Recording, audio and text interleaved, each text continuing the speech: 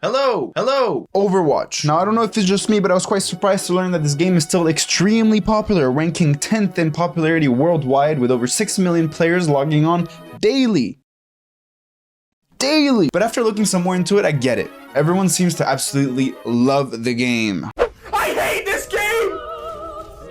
I actually can't explain to you how much I fucking hate this shithole of a game. Are you fucking?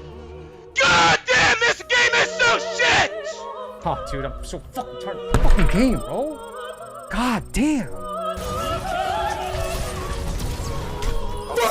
Now, I actually have not been able to find many, if any, videos or Twitter rants of anyone claiming that they like the game. I know it's a trend to criticize the games that we play because, well, you know, that's what we do, us gamers, but it does feel like for Overwatch, no one actually enjoys playing the game. So why is it still one of the most played and talked about games in the world? Let's break it down. To begin, the launch of Overwatch in 2016 wasn't just another game release, it completely took over the gaming scene. I remember it was a big event, and that success can be largely attributed to one of Blizzard's greatest strengths to this day, its trademark cinematics and incredibly unique character design. With these elements, it was impossible to look away. Overwatch launch succeeded because it combined everything that we love about a game. It promised a really good, well-packaged competitive game. A fast-paced, team-oriented gameplay, a diverse roster of unique characters, and Blizzard's legendary attention to detail. That little...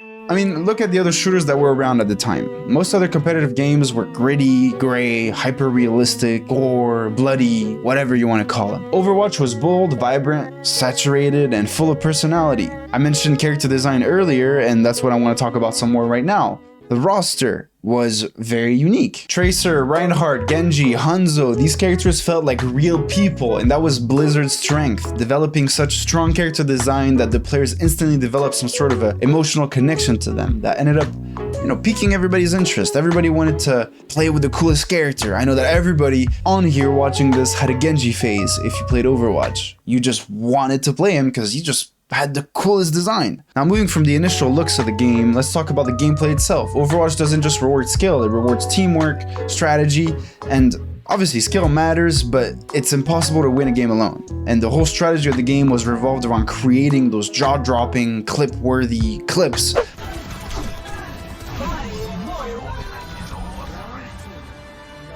But now the game's been out for so long that those aren't even clips anymore. Those are just expected. In my opinion, here's the first issue of the game. For every clutch play, there are 100 moments of pure frustration where those clutches don't happen as expected.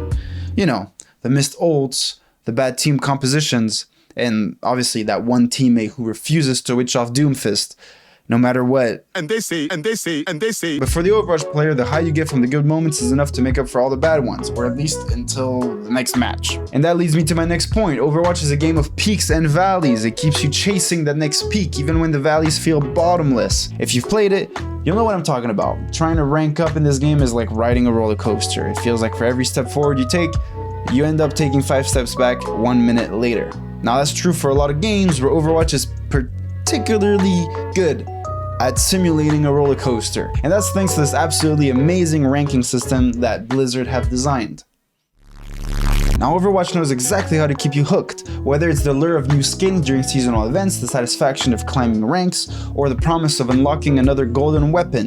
The game makes sure you always have something to work towards. And even when players know that system is designed to keep them addicted, well, sadly, players can't seem to help but to play along, because the thought of missing out on that limited time event or dropping from diamond to platinum, that's enough to keep you queuing up late into the night. This game is the classic just one more game trap. Overwatch doesn't just hook you, it reels you in over and over again with those matches that are just around 10 minutes to 15 minutes long, so it always feels like you have time for just one more game before going to sleep. But Overwatch has evolved quite a lot since its release. You could say that today it's not just a game, it's a culture. From the rise of the Overwatch League to the endless stream of memes, fan art, community-created content, Overwatch has become bigger than itself. It's a social experience, a cosplay phenomenon, and for many, a second home. It's almost too easy to find some absolutely unhinged people on the game. But of course, the chaos of Overwatch is part of the appeal. Where else can you argue about why no one touched the payload while simultaneously getting headshot by a Widowmaker from across the map? It's that shared misery and joy of playing Overwatch that has created a community that feels like a big, loving, dysfunctional family. And that brings us to the heart of it. The core of this video, which is the love-hate relationship. Overwatch frustrates us because we care. We care about the potential it showed in 2016, the moments of brilliance it still delivers, and even though we're still so deeply disappointed and hurt about PvE being cancelled back in 2020, which prompted them to release a DLC, which they called Overwatch 2, and made it look like a new game. Honestly, that was a really bad play from them. I think everybody's still salty about that. Or Blizzard moving away from the 6v6 game to go instead to a 5v5 gameplay. That too. Yeah, that too. That a lot of people are pretty sad about that. Now we might complain about matchmaking, balance changes, and that one DPS player who just won't swap, but deep down we still love what Overwatch stands for. A game that challenges us. In many ways. Mostly psychologically. So to conclude, why is Overwatch so popular when everybody hates it? Well, because it's more than a game, it's an experience. I think that this is a recurring theme with pretty much every multiplayer video game out there. You first try out the game and discover it and think the game is amazing, the visuals are stunning, mechanics are amazing, but soon enough that wears off. And as you get to know the game more, the competitiveness and frustration starts setting in, and the game will sometimes, pretty much all the time, feel unfair and unbalanced.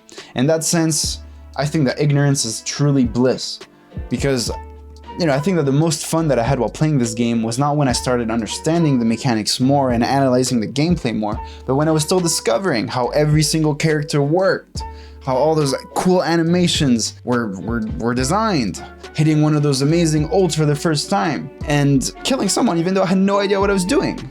But still, after all those years, somehow, the game survives with an incredibly active community. So hey, cheers to the people out there that are still playing this game. I'm sending you my prayers. Now let me know in the comments what's your love-hate story with Overwatch. If you enjoyed the video, please don't forget to leave a like, a comment, and a subscribe, as it truly inspires me to make more content for you guys. Until next time, peace!